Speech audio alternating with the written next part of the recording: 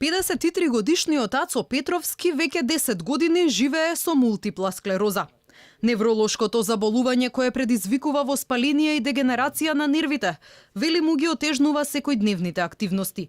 Задоволен е од третманот и лековите кои му се достапни од државата, но разочаран од односот на колегите на работа, за кои вели немале разбирање за неговото сериозно заболување. Спас за болеста бара и во соседна Србија, каде редовно оди на бања, со што го забавува развојот на болеста.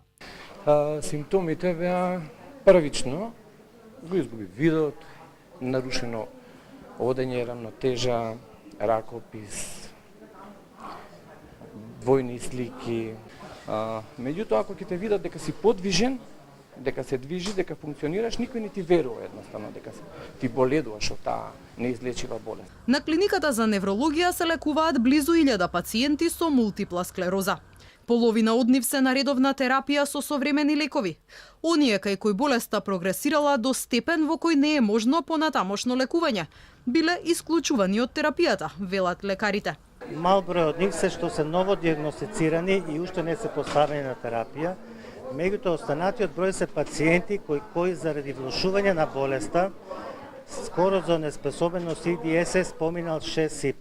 Значи пациентот кој веќе неподвижен самостојно не ги исполнува критериумите за примање на терапија. Значи таа се прима до одреден степен.